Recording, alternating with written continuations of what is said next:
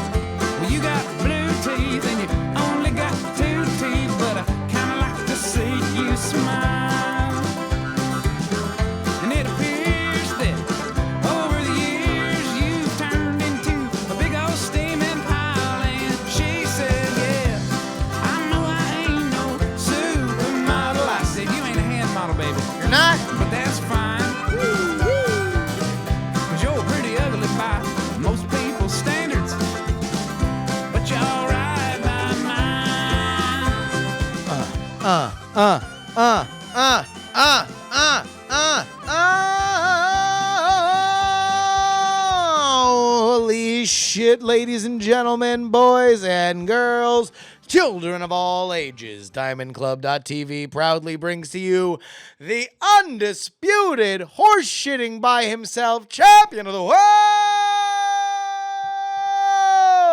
world, Justin Robert Young. Hi, my name is Jury. This is my podcast. I like to talk about things, also stuff, but mostly things. On this edition of the show, we're going to talk about some stuff I got coming up in the future that you guys might be interested in. We're going to talk about the nature of secrets and the barriers for which we are bludgeoned by them. We are also going to just have a frank and open discussion about how the world has changed. And it has changed. Holy shit. What a week. You know, every once in a while, if you're going to do a show where you're going to talk by yourself, you always worry about the months that aren't going to have a lot of shit on your plate. You don't worry about the stuff that, where you have gigantic news. This was a week of gigantic news, seismic news, culture-shifting news. We'll get to that in a second. But because this is an exercise of egomania, having a one-mic show wherein you convince yourself that you by yourself talking into a microphone is something that people want to pay attention to is by definition a sign that I, for whatever reason, have an inflated sense of self-worth. And so it is that reason that I am saying on top and leading this show before the talk about gay marriage being legalized nationwide, I'm going to talk about me. Headline news, everybody. I have things I'd like to talk about.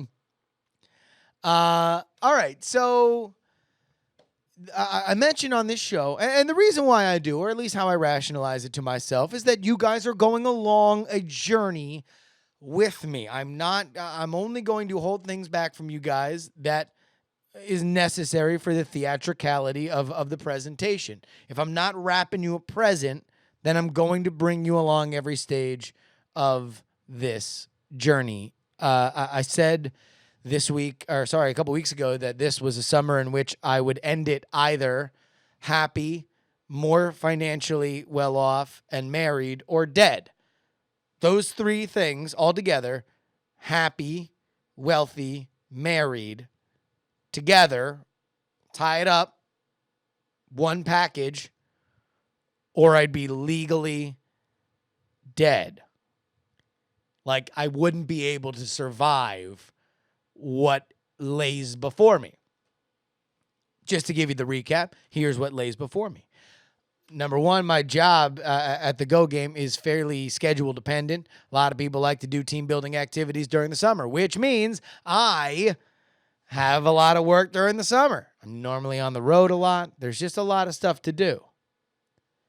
So there's that. I mean, that in itself could be enough. But then also I decided to do a one-man show at Nerdtacular. Anybody coming out to Snowbird, Utah in 1 month's time, you will see me do a live show. It's going to be a lot like this. There's going to be a little bit more performance to it. However, it's something that I've been thinking a lot about, and I want to make sure that I haven't performed live on stage in like a performance capacity. Like I walk out, people clap, I do a thing by myself, and then I sit back down in, 10 years? Huh? I haven't performed as part of a group in any kind of sketch comedy or stand-up comedy or improv comedy scenario in 8 years or so. So this is going to be something that that is going to take a little bit more work, and I got to get myself into kind of stage shape by then. So there's number 2. Number 3, and I only make it number 3 and not number 4 in terms of it being the most important and saving the best for last, because the last thing is something that I want to talk to you guys about because it's time sensitive. But I'm getting married. I'm getting married in Atlanta at Dragon Con at the the beginning of September, Labor Day weekend. And it's a lot of work, and so we put a lot of work into that.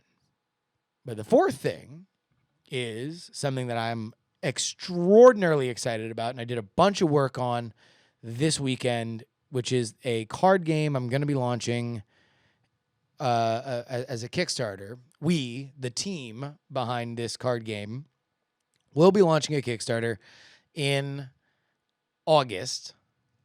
It's called The Contender.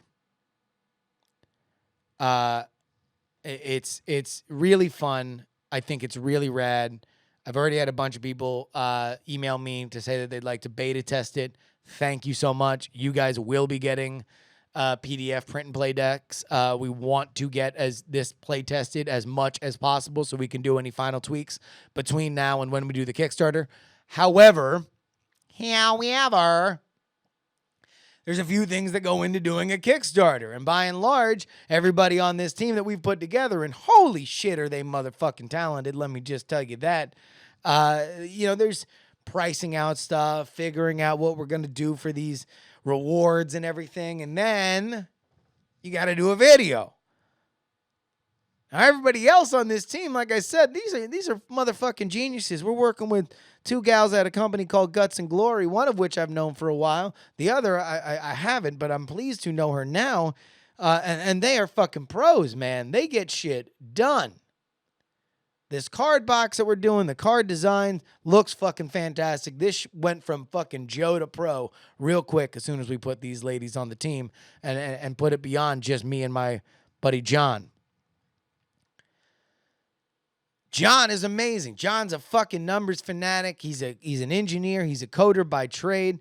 Next thing you know, that dude lives in Google Docs. He's figuring out shit on spreadsheets that I couldn't fucking tell you 6 ways from Sunday even how to begin to broach that problem. Next thing you know, this motherfucker's got it split out into probabilities, possible fucking costs and expenses. We're prorating all this shit based on possible wholesale sales. It's a fucking on-rails operation. Guess who's the weak link? This guy. That's who. I am not as good at things as they are.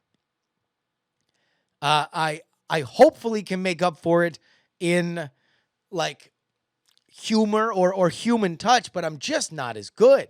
Like it's starting to freak me out a little bit. So the next thing I got to do is I got to write a script for this Kickstarter video. And now all of a sudden I'm all over the place. I'm looking at other Kickstarter videos. I'm like, and by the way, holy shit, can we have a fucking conversation about Kickstarter videos real quick? They are almost by a rule the shittiest things ever created. Like, they're really bad. And I understand the point is that you are out here trying to create a product, not necessarily a motherfucking video. The person who does a deck of cards or some sort of, iPhone microphone / Swiss Army knife or whatever shit you're trying to hawk on there. You're not exactly, Robert Zemeckis. You know, you're not Joe Johnston. You're not going to be out here trying to figure out exactly how to light, pace, and script a video. So I get it, but oh boy. Ew. Kickstarter videos come in one of two flavors. You did it on iMovie, recording directly into iMovie, or you paid somebody to do your Kickstarter video. There is literally nobody in between. So I've tried to figure it out, and this story doesn't necessarily go anywhere, except to remind you that The Contender will launch on Kickstarter, I believe, on August 3rd. If not, believe you me, I will update you. But I'm feeling, you know, guys, you're getting Justin a little vulnerable this week. You know, I've actually had time here in the studio, which is good. I've tried to color correct some of the cameras. You know, I actually fixed my hue lights, which was good. I still haven't gotten these goddamn Blackmagic cards to work because, as somebody once told me, they are literally black magic. Like, they're not, that's not just a clever name, dog. They're fucking enchanted by some sort of old warlock, and he's decided that maybe you'll get video, and if not, try to fucking reboot it 50 times and plug it into a different PCI slot. But in this fragility, hopefully we can ring some gold. We can get shit popping tonight on the Jury Show. We're gonna talk about you want to know what? I'm going to do this world is different thing next. So here's another thing I've noticed about the show. I've been getting way too fucking serious. You know, just because everybody wants to have a good serious conversation every once in a while doesn't mean I need to be doing it all the time. We need to get a little silly. We are going to get a little silly right after this. Also, one more note, open lines at the end of this show. If you are watching it right now, you can go ahead and call in. The number will be 954-892-5665.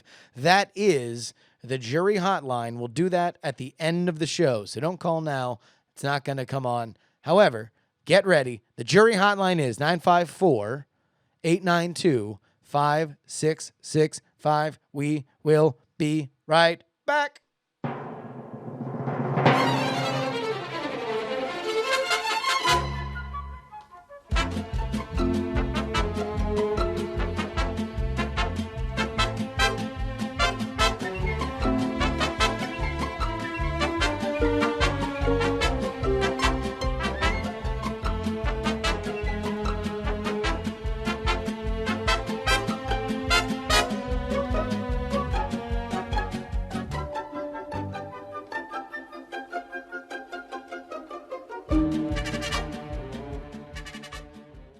World's changed, everybody.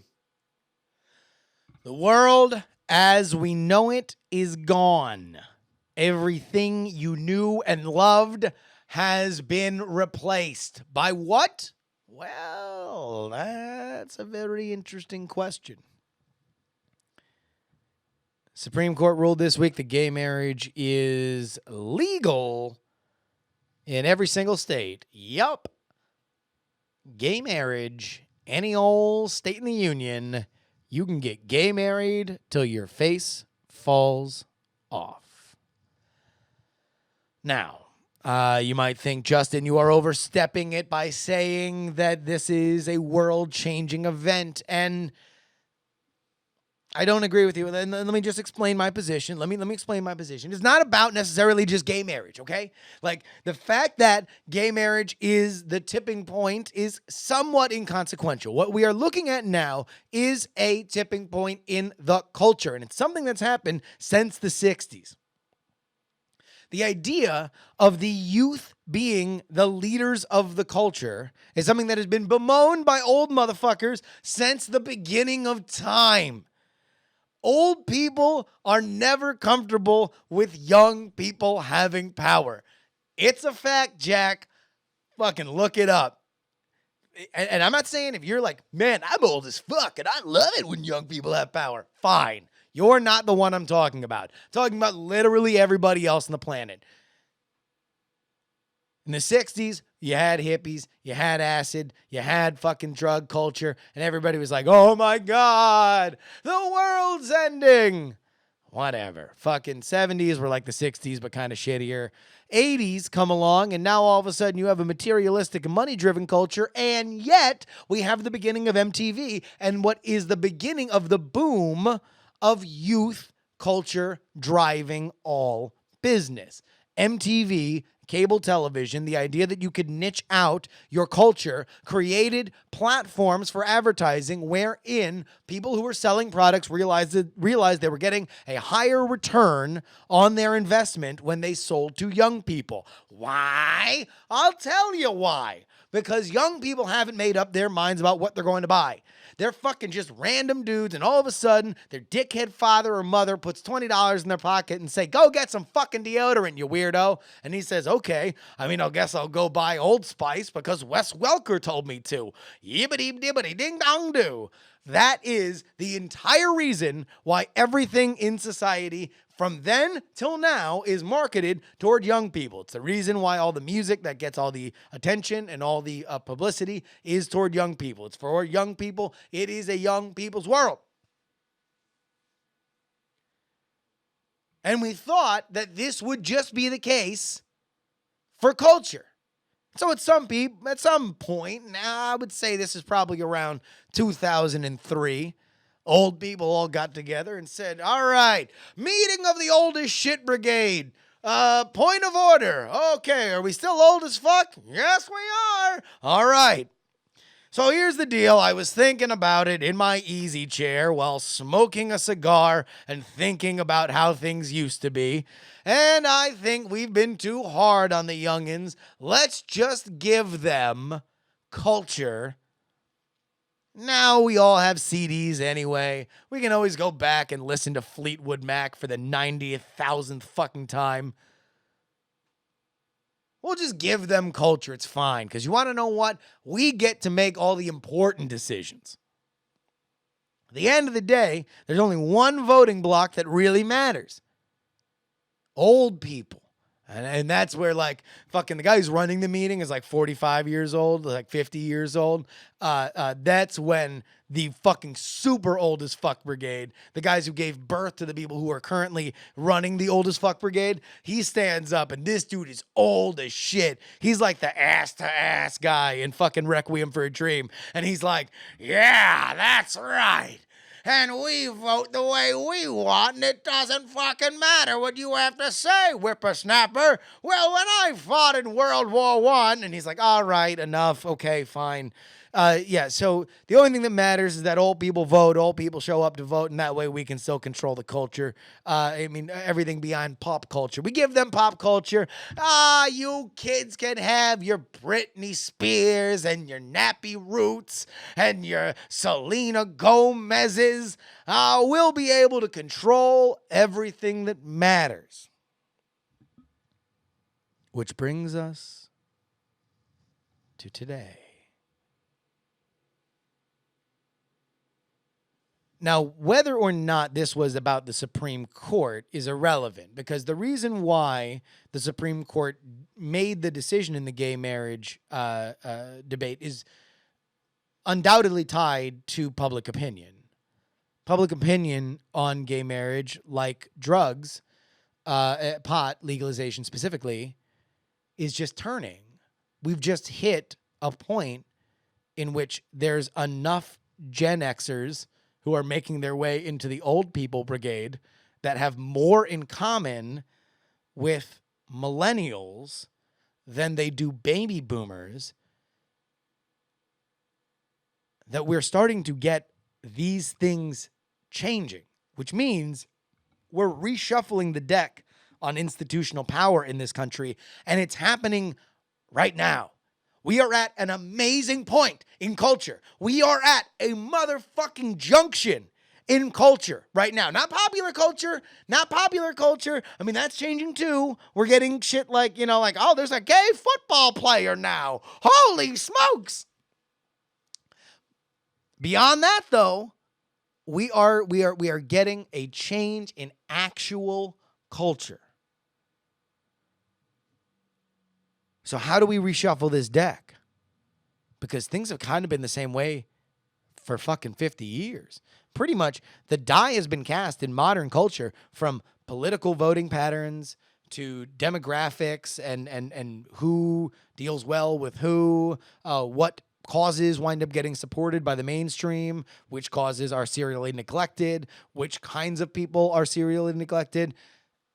It's been like that pretty much since the 50s. Really, the 50s, for everybody who's like, the 60s changed everything. I mean, like, yeah, there were some important kind of cultural moments that happened in the 60s, but the die has been cast in America since the 50s. That's when we really became a interconnected nation. You know, the highway system made it very, very easy for somebody to just up and drive from New York to San Francisco and relocate. The birth of the chain, the idea that we could fully maximize. It was the first decade in which we could fully maximize the economic advantage of the United States of America. And so we have kind of been the same country ever since, specifically when it comes to those demographics till now. So you have things like religion. And I don't mean religion to say spirituality. I mean religion to say organized religion. That used to be a major hammer, and it still is a big hammer. But like I said, we're reshuffling a deck right now. The idea that a religious bloc, not necessarily just politically, but also culturally, could move the needle like it has in the past is gone. It's just not going to be there anymore. Now, it will always be something that has to be heard and should be, you know, because there's a lot of religious motherfuckers out here. But the days of it just being a reliable voting bloc, the days of it being a reliable way to get people to the polls, them days are done. Now, not to say that it won't spike at some point, but we're always going to be looking from this point on. Because the religious right now, and actually I don't even mean to say the right, because I do think that this kind of goes cross parties. Religious ideals. Because whenever we say the religious right, we think about the political arm, and that's ignoring the fact that every president ever has had, big religious ties. You know, in fact, the only president to ever hold Sunday school in the Oval Office was Jimmy Carter.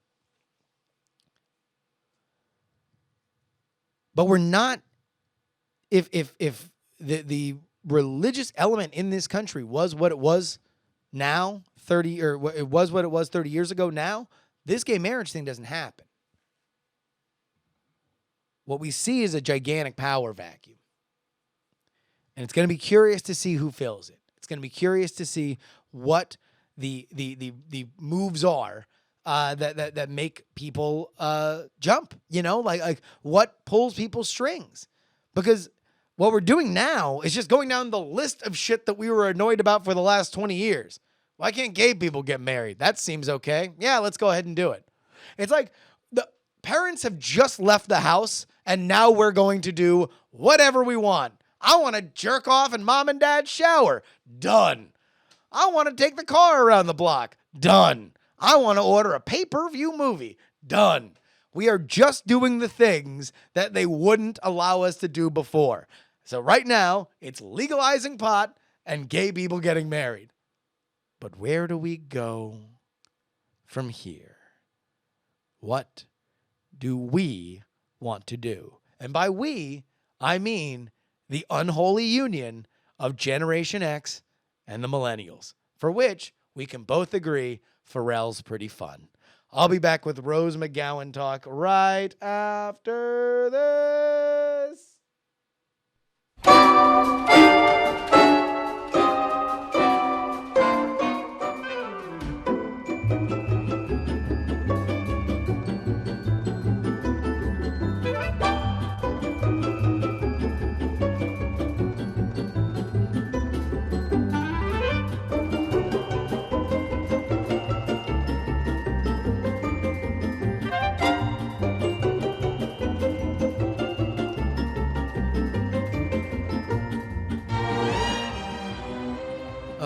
So you can always email this show, justinrobertyoung@gmail.com, Jury in the subject line. Again, that is justinrobertyoung@gmail.com, Jury in the subject line. If you would like to call the show a little bit later, if you are watching live, you can do so by calling 954-892-5665. Wait until I say to call before you call. It's going to be a fun time, believe you me. Rose McGowan. This ain't necessarily going to be a story about Rose McGowan, but it's kind of going to be a story about Rose McGowan. Let me just tell you this little story about Rose McGowan right here. If you are a Gen Xer and not a millennial, then you know Rose McGowan from things like Charmed. She, I believe, was, an actress who rose on some level to prominence because she was dating Marilyn Manson back when Marilyn Manson was like one of the hottest dudes on the planet.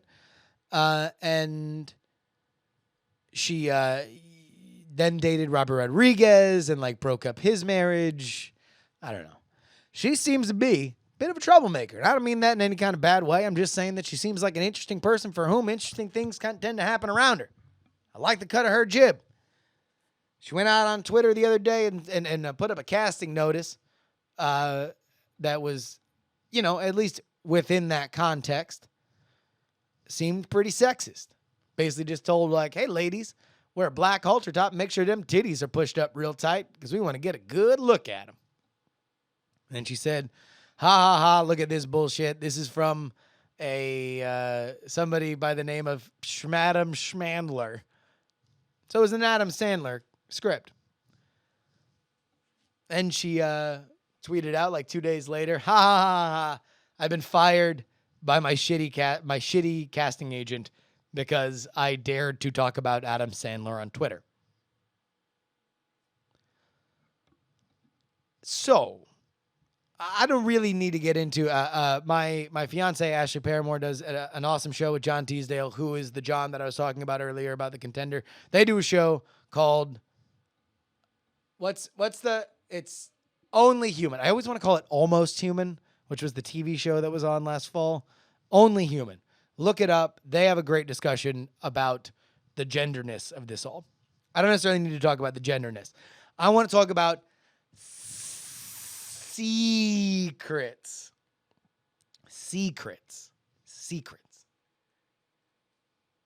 Because I'm going to take a wild guess and say that when Rose McGowan was fired by her agent told her, this isn't about you shitting on Adam Sandler. It's about you doing it publicly. What you should have done is gone through the proper channels. This is something that I've run into several times in my life. I have found that people very often want you to go through proper channels. Now, this is very, very tricky because oftentimes proper channels are very effective. You don't need to let everybody know every single little thing. Sometimes it's best to streamline the process and let only the people who need to know about it so it can be made better for everybody before it panics everybody else. However, I think these cases are very, very, very, very, very, very rare. And more so, I think that these situations are very often cover for people who want to do bad shit in private. They want people to be able to do things, to submit their complaints under shadow of darkness so they can deal with it. Now, here's the funny thing about it, is that often these tactics are employed by organizations and systems for which have very shitty communication. What they fear is that something is going to get out and they will not be able to communicate why it is or is not a big deal effectively. So what winds up happening is you submit your line of concern to them, and they either do something about it or don't do something about it. But they get to choose. And they get to choose how important they think it is and what they are going to do about it. Also, you have no idea whether or not these situations are being decided on with your best interest at heart. In fact, you have no idea why this decision needs to be made in private. So Rose McGowan goes out, says something, and I will be shocked if she didn't get this line. The next time you are in this situation, I very much urge that you always push. You always push to say anything that you are allowed to say publicly with plausible deniability that you didn't know any better as publicly as possible. I urge you that in closed systems, you do the next best thing to saying everything publicly and privately tell everybody else you know what you are going through. There is really no benefit to you, the lesser in a situation, by going through things through proper channels 99.9% of the time. And I'm glad Rose McGowan went out there and fucking put Adam Sandler on blast. Because if it wasn't that big of a deal, you would have been able to talk about it and say, hey, this is out of context. Here's the rest of the context. Now it doesn't seem so bad, doesn't it? But that didn't happen. Someone got pissed off. Someone yelled at fucking Rose McGowan's agency. Rose McGowan's agency dropped her ass like a fucking hot cake out the oven.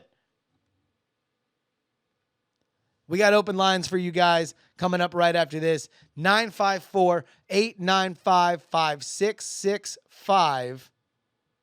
Wait, 954-892-5665. 954-892-5665. 954-892-5665. Coming up right after this.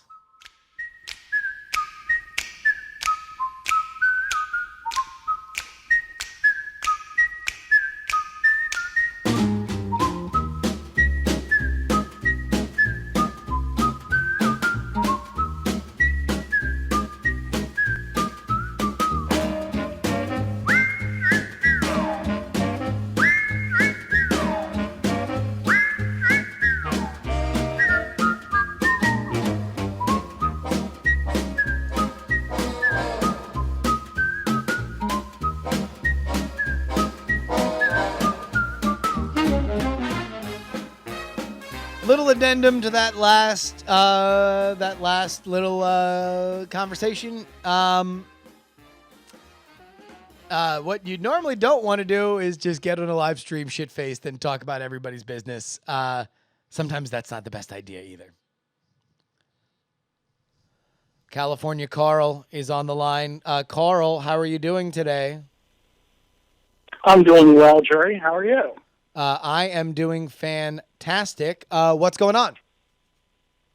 I just had a quick question. I was wondering, how did your mom react when you exposed her to the Young test? I don't know. I don't think I've exposed my mom to the Young test. Maybe I'll do that on the next jury show. I'll call up my mom, and I'll run my own experiment on my mom. That's a really, really good idea. Is there anybody else that you think I should be exposing my own medicine to? How about friends at the wine bar? Friends at the wine bar.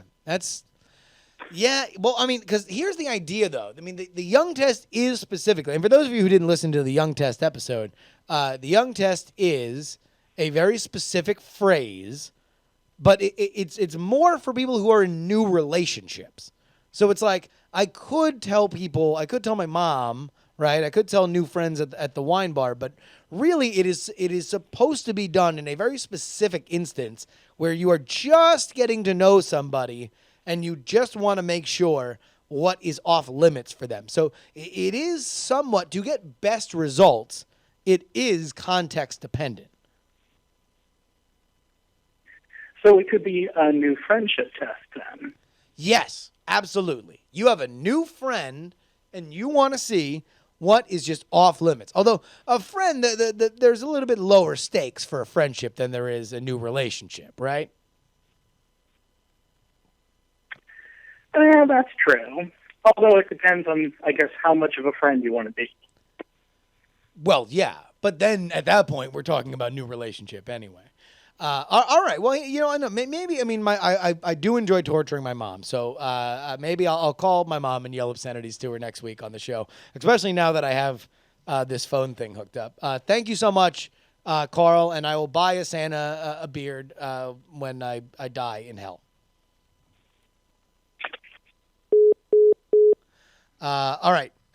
We have open lines again, 954-892-5665, 954-892-5665. Go ahead and give me a call. We can talk about whatever you guys like here on the show. Of course, you can always email me, justinrobertyoung@gmail.com. Put JURY in the subject line. That is JURY in the subject line.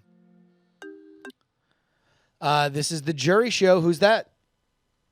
This is Theater Monkey. Theater Monkey. What's going on, buddy? All right, I got a serious question for you. Okay, go ahead. If Tom and your beard got married, Yeah. would it bring about world peace or the destruction of all humanity?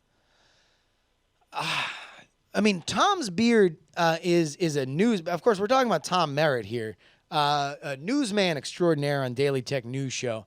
Tom's beard is well coiffed. It is a newsman's beard. It is a beard you can trust.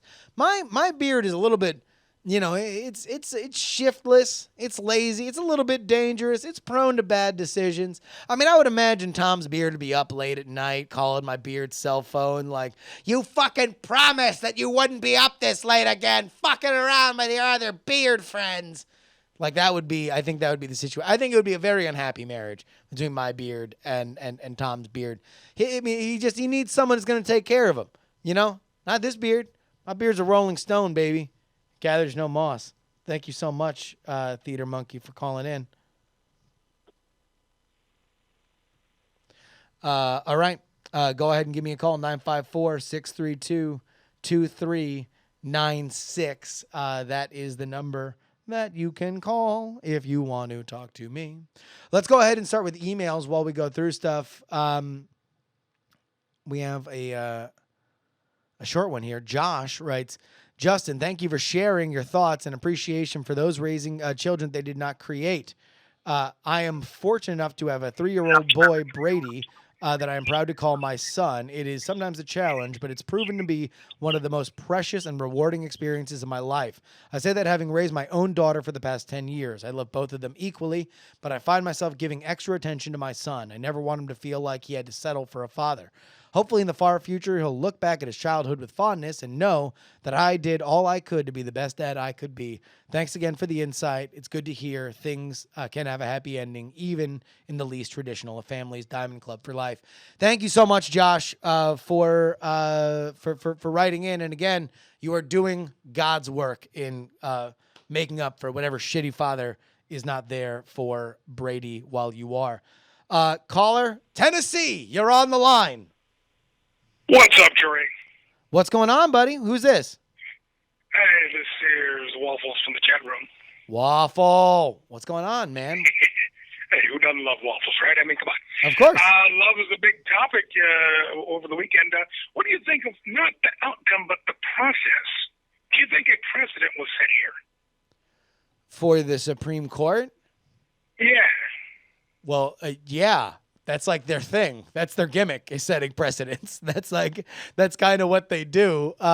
So, I mean, I think more what you're getting to is did we set a dangerous precedent? Well, I don't want to go all slippery slope, but you know all that goes. Yeah, I mean, okay. So I'm gonna go ahead and give the unpopular opinion that I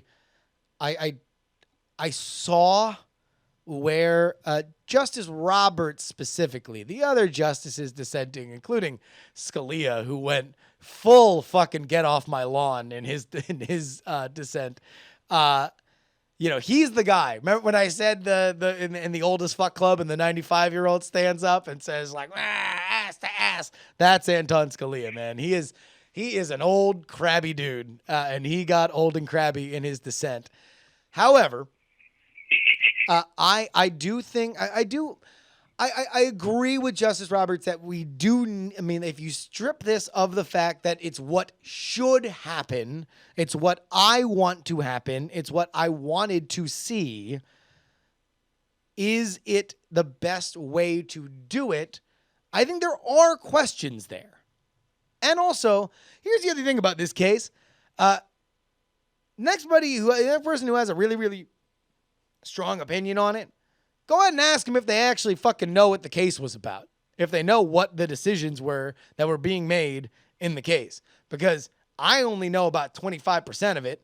And everybody else I've talked to that's had a really, really, really strong opinion about it didn't even know who the fucking plaintiff or the defendant were in the case or why it was being listened to by the Supreme Court. Because ultimately, these decisions There's only a handful of articles out there on the internet that actually mention the case by name. Yeah, and that's the thing is like ultimately, you know, these even the far-reaching, gigantically affecting Supreme Court cases, they are all about fairly specific political or legal minutia.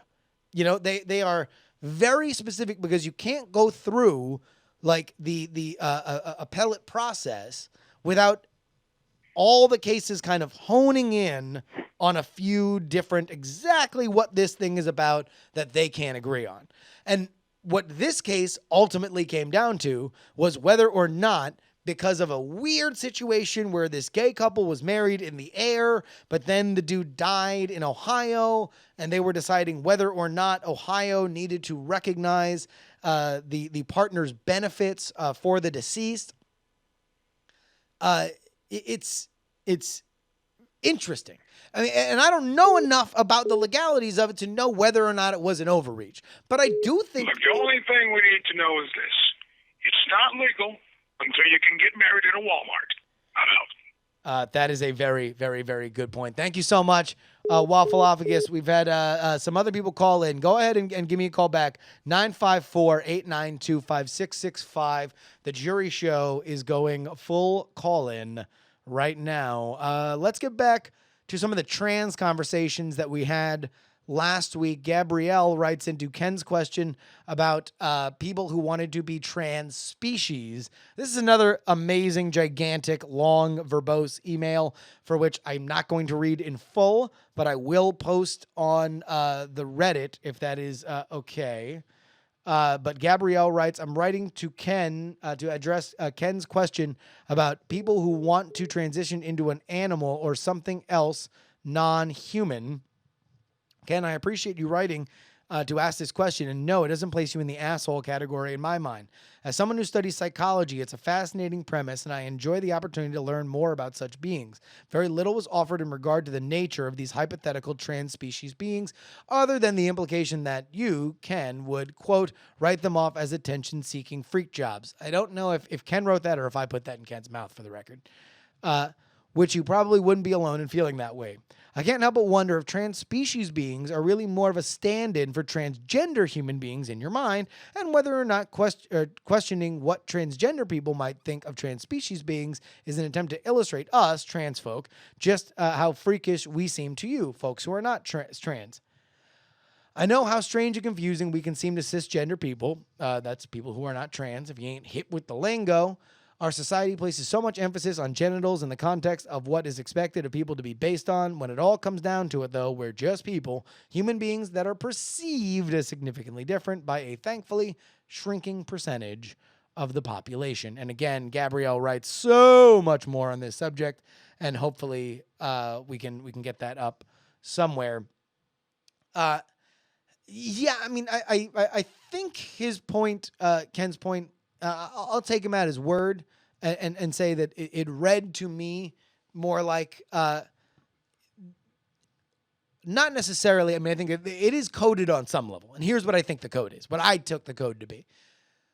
That we, a cisgender population who has always known their way to be the only way, look at transgendered as an aberration or somebody who is taking a different path than we would. What is there a situation? Is there an analog to that for trans folk? And so he invented the trans species thing, or people who, get teeth implants and fucking face tattoos so they can look like a tiger. However, I would, hold on, wait a minute. Let me go ahead and put on my mansplaining cap.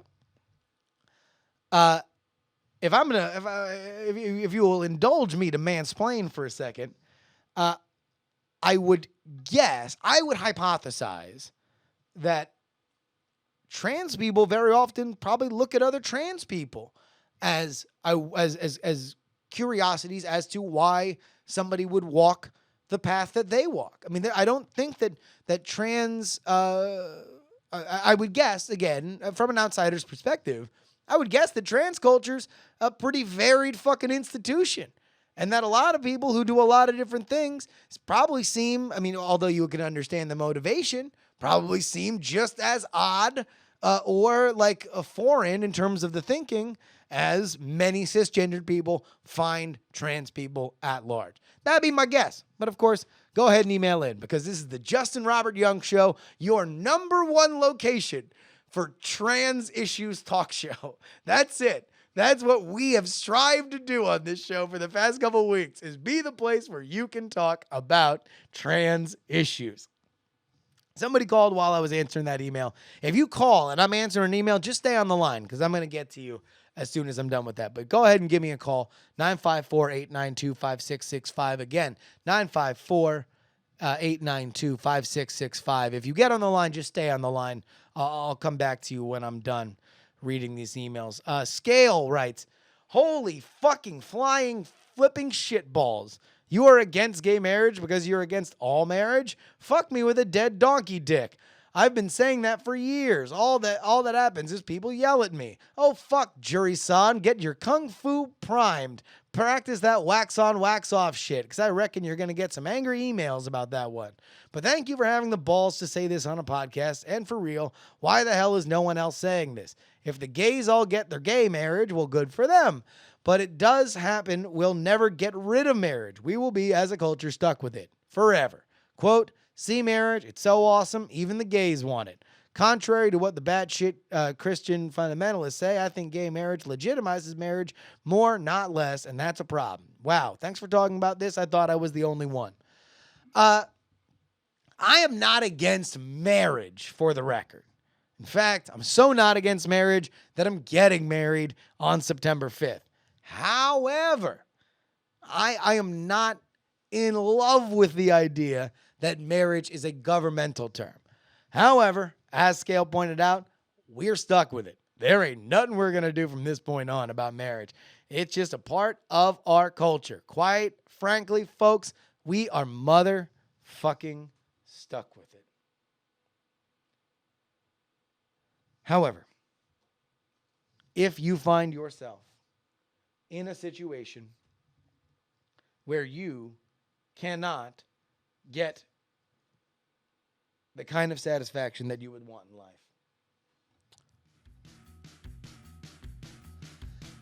if you realize that the power structure that we have lived around in our entire life is now crumbling around you, if you believe that trans species transition is something that either is or isn't a representation of trans culture, if you are very happy to be raising somebody that is not your biological child, and you find yourself at a crossroads saying, when, why, how will I be able to get over? Well, remind yourself, folks, that there's a bearded man in Oakland who, if they was there, right now in front of you, would look you dead in the eye and say, hey, friend, my name's Justin Robert Young, and for you, I offer you the salutation, please don't die!